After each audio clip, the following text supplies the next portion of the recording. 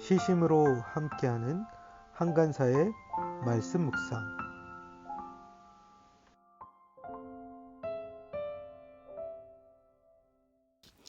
하박국 2장 2절에서 11절 말씀. 주님께서 나에게 대답하셨다. 너는 이 묵시를 기록하여라. 판에 똑똑히 새겨서 누구든지 달려가면서도 읽을 수 있게 하여라. 이 묵시는 정한 때가 되어야 이루어진다. 끝이 곧 온다는 것을 말하고 있다. 이것은 공연한 말이 아니니 비록 더디더라도 그 때를 기다려라. 반드시 오고야 만다. 늦어지지 않을 것이다. 마음이 한껏 부푼 교만한 자를 보아라. 그는 정직하지 못하다. 그러나 의인은 믿음으로 산다. 부유한 재산은 사람을 속일 뿐이다. 탐욕스러운 사람은 거만하고 탐욕을 채우느라고 쉴 날이 없다. 그러나 탐욕은 무덤과도 같아서 그들이 스올처럼 목구멍을 넓게 벌려도 죽음처럼 성이 차지 않을 것이다. 그들이 모든 나라를 정복하고 모든 민족을 사로잡지만 정복당한 자 모두가 빈정대는 노래를 지어서 정복자를 비웃으며 비웃는 시를 지어서 정복자를 욕하지 않겠느냐. 그들이 너를 보고 남의 것을 긁어모아 내 것을 삼은 자야 너는 망한다 할 것이다. 빼앗은 것으로 부자가 된 자야 내가 언제까지 그럴 것이냐. 빚쟁이들이 갑자기 들이닥치지 않겠느냐. 그들이 잠에서 깨어서 너를 괴롭히지 않겠느냐. 내가 그들에게 털리지 않겠느냐. 내가 수많은 민족을 털었으니 살아남은 모든 민족에게 이제는 내가 털릴 차례다. 내가 사람들을 피 흘려 죽게 하고 땅과 성읍과 그 안에 사는 주민에게 폭력을 휘두른 탓이다. 그들이 너를 보고 내 집을 부유하게 하려고 부당한 이득을 탐내는 자야. 높은 곳에 둥지를 틀고 재앙에서 벗어나려 하지만 너는 망한다 할 것이다. 내가 민족을 꿰어서 망하게 한 것이 너의 집안에 화를 불러들인 것이고 너 스스로 죄를 지은 것이다. 담에서 돌들이 부르짖으면 집에서 들보가 대답할 것이다. 2020년 8월 11일 화요일 말씀 묵상 시작하도록 하겠습니다. 오늘 말씀은 하박국 2장 2절에서 11절 말씀입니다. 오늘 말씀은 하박국이 하나님의 응답을 기다릴 때에 하나님께서 그에게 응답하시는 내용입니다. 우리가 이 하박국에서 가장 중요한 구절 중에 하나인 의인은 믿음으로 말미암아 살리라라고 이야기했던 것들이 어떤 맥락 속에서 나오는지, 또 우리의 삶은 어떻게 하나님 앞에 살아야 하는지 이렇게 말씀을 살피는 시간 되었으면 좋겠습니다. 이렇게 말씀 보도록 하겠습니다.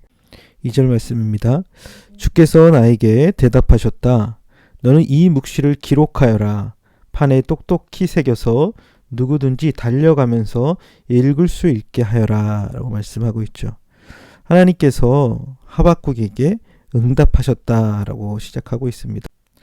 하나님의 응답을 기다렸던 하박국에게 하나님께서는 그에게 대답하고 계십니다.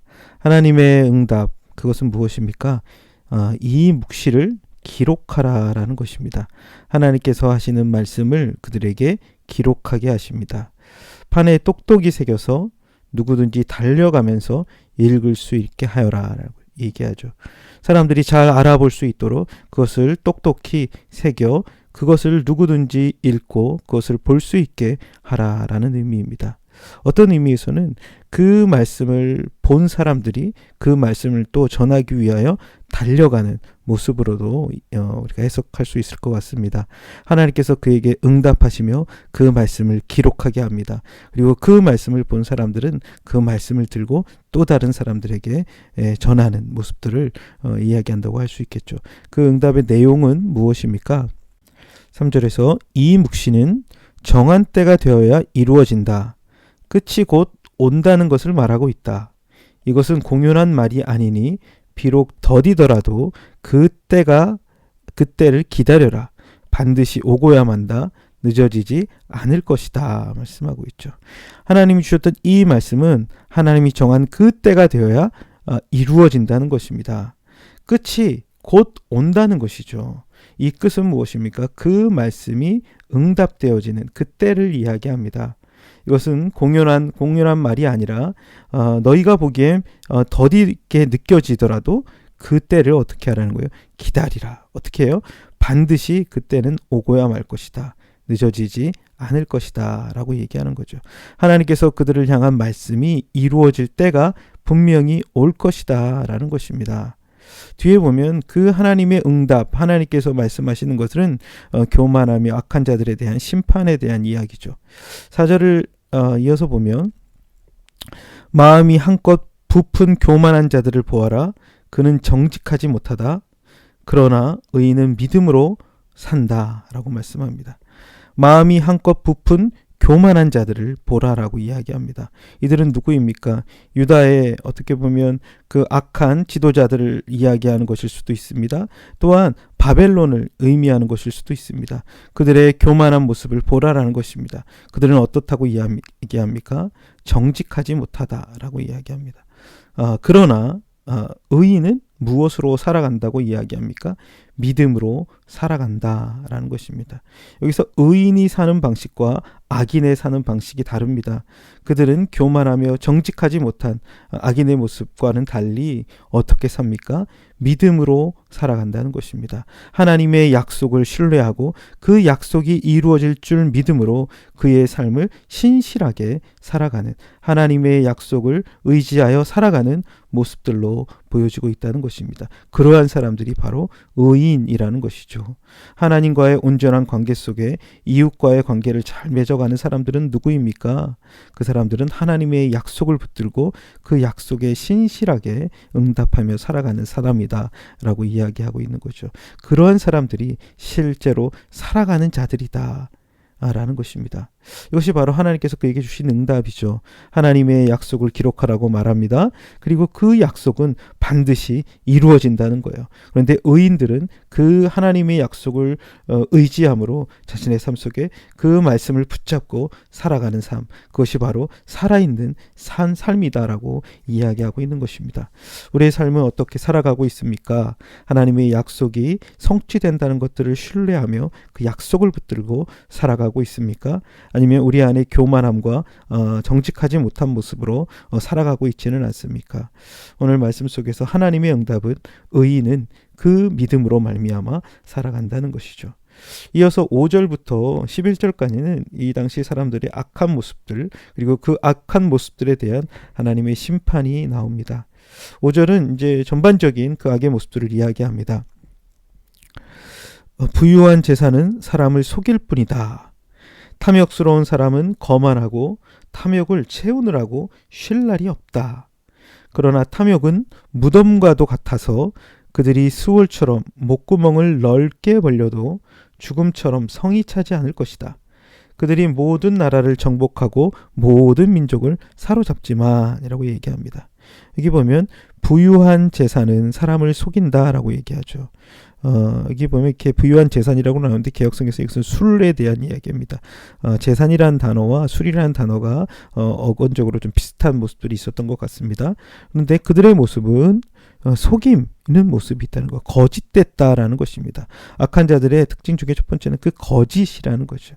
그리고 그들은 탐욕스러운 사람이다라고 얘기합니다. 거만하고 탐욕을 채우느라 쉴 날이 없다. 두 가지 또 특징을 얘기했는데, 하나는 그들 안에 탐욕의 모습으로 살아간다는 거예요. 탐욕을 채우느라 쉴 날이 없다는 거예요. 그리고 또 한 가지 특징은 그들은 거만하다, 교만한 모습으로 살아가고 있다라는 것입니다. 이들은 거짓되고 탐욕스러우며 거만한 모습으로 살아가는 모습들이 악한 자들의 삶의 모습이라는 거죠. 그런데 그 탐욕은 무덤과 같이 어떻다고 이야기합니까? 채워도 끝이 없다는 거예요. 스월처럼 목구멍을 넓게 벌려도 죽음처럼 성이 차지 않는다. 그래서 모든 나라를 정복하고 모든 민족을 사로잡지만 그 욕망은 끝이 없다라고 얘기합니다. 어떻게 보면 그 바벨론의 모습들을 보여준 것 같습니다. 거짓되며 탐욕스럽고 교만하게 살아갔던 그 모습들을 이야기합니다.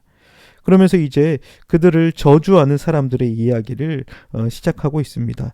6절에서 보면 정복당한 자 모두가 빈정도낸 노래를 지어서 정복자를 비웃으며 비웃는 시를 지어서 정복자를 욕하지 않겠느냐.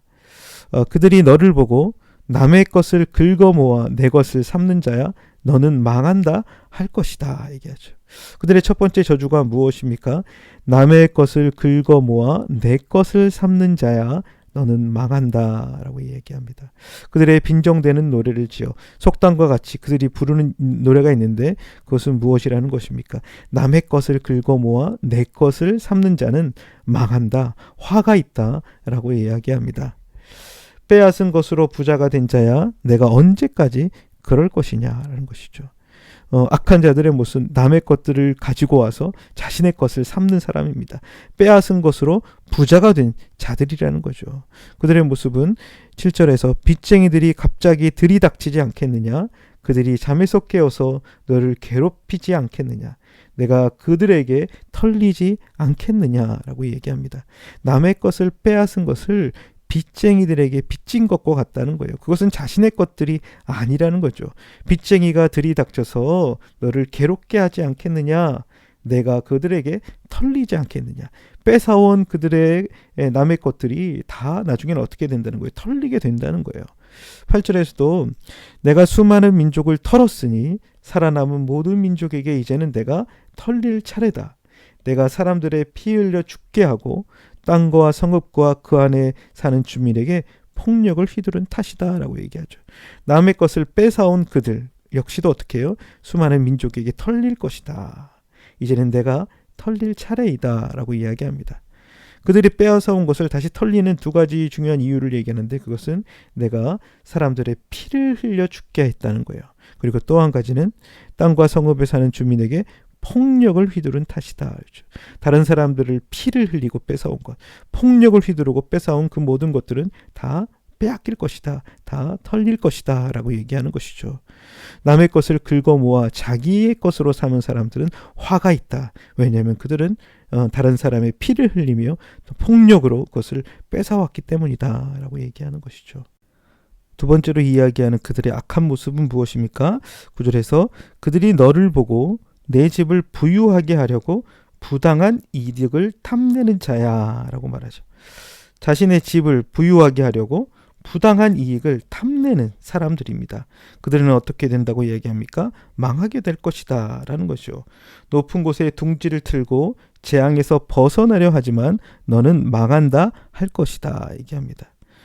자신의 집에 부유한 것들을 더 채우기 위해서 남의 것을 탐냈던 그들이 빼앗기지 않기 위해서 높은 곳에 둥지를 틀고 재앙을 벗어나려고 하지만 그들은 너희는 망할 것이다 라는 거예요. 10절에서 그 모습을 어떻게 이야기합니까? 내가 문민족을 꿰어서 망하게 한 것이 너희 집안에 화를 불러들일 것이고 내 스스로 죄를 지은 것이다. 다른 나라의 민족의 모든 것들을 꿰어서 그들을 망하게 하고 자신의 집안에 가져온 그 모든 것들이 오히려 너에게 화를 불러들인 것이다 라고 얘기했죠. 그래서 11절에서는 담에서 돌들이 부르짖으며 집에서 들보가 대답할 것이다. 담에 있는 그 돌들, 그렇죠? 그 돌들이 부르짖을 것이라는 거예요. 집안에 있는 그 들보가 대답할 것이라는 거예요. 부당한 이익을 취하기 위해서 자신의 집으로 들어왔던 그 돌들과 그 들보들이 오히려 그들을 향하여 부르짖으며 응답할 것이다 라는 것입니다. 그래서 그들이 멸망하게 된 것이라는 거예요. 팔게 될 거를 이야기하죠. 부당한 이익을 위하여 남의 것을 탐내는 사람, 그들은 멸망할 것이다 라고 이야기하고 있습니다. 오늘 말씀 속에서는 하나님의 응답을 기다렸던 그 하박국에게 하나님께서는 대답하십니다. 어떻게 응답하십니까? 하나님의 말씀을 기록하며 누구든지 이 말씀을 분명하고 똑똑하게 볼 수 있도록 하라라는 것입니다. 그리고 하나님의 이 말씀은 하나님의 때가 되면 반드시 이루어질 것이다. 그 때를 기다리라 라고 얘기합니다. 악한 자들은 거짓되며 교만하며 탐욕스럽게 살아가지만 하나님의 신뢰하는 사람들은 그 믿음으로 하나님의 약속을 의지하여 그 약속의 신실한 모습으로 살아간다라고 말씀하고 계십니다. 그리고 그 말씀으로 살아가는 자들이 바로 살아있는 삶을 살아가는 자들이다라는 것이죠. 반면에 그 악한 자들의 모습들에 대하여 하나님이 심판하실 것인데 남의 것을 긁어모은 자들 그리고 부당한 이익으로 남의 것을 탐내는 자들은 멸망하게 될 것이다. 그들의 폭력과 그들의 피 흘림에 대하여 그들은 그들은 응당한 대가를 지불하게 될 것이다 라고 말씀하고 계십니다. 참 우리의 모습들을, 우리의 삶은 어떠한 모습으로 살아갑니까? 때로 더딘 것 같고 때로 참 언제 이루어질지 답답한 마음이 있지만 의인은 그 믿음으로 하나님의 말씀을 붙들고 그것을 신뢰하며 살아가는 것을 기억하며 우리의 삶 속에서 하나님께서 일하시는 것들을 의지하여 나아가는 삶이 되기를 원합니다. 함께 같이 기도하겠습니다. 하나님 아버지, 참 하나님의 응답하심을 오늘 보게 됩니다. 때로 더딘 것 같고 때로 참 말씀하시지 않는 것처럼 느껴질 때가 있습니다. 하지만 우리의 삶 가운데 참 말씀으로 역사하시며 그 약속을 성취하시는 그 하나님을 우리가 신뢰하며 하나님의 말씀을 붙들고 의지하여 살아갈 수 있는 우리 삶이 될 수 있도록 도와주시옵소서. 악인은 자신의 탐욕과 교만함과 참으로 거짓됨으로 살아가지만 의인은 하나님의 말씀을 의지하여 그 말씀을 신뢰함으로 살아가는 자들임을 기억하며 우리의 삶 속에 주의 약속의 말씀을 붙들고 참 믿음으로 살아갈 수 있는 우리의 모습들 될 수 있도록 붙들어 주시옵소서. 악한 자들에 대하여 하나님 분명히 심판하시며 하나님의 의로우심을 드러내실 것들을 우리가 신뢰하며 그 말씀 안에 거하는 살아있는 삶 살 수 있도록 붙들어 주시옵소서. 예수 그리스도의 이름으로 기도드렸습니다. 아멘.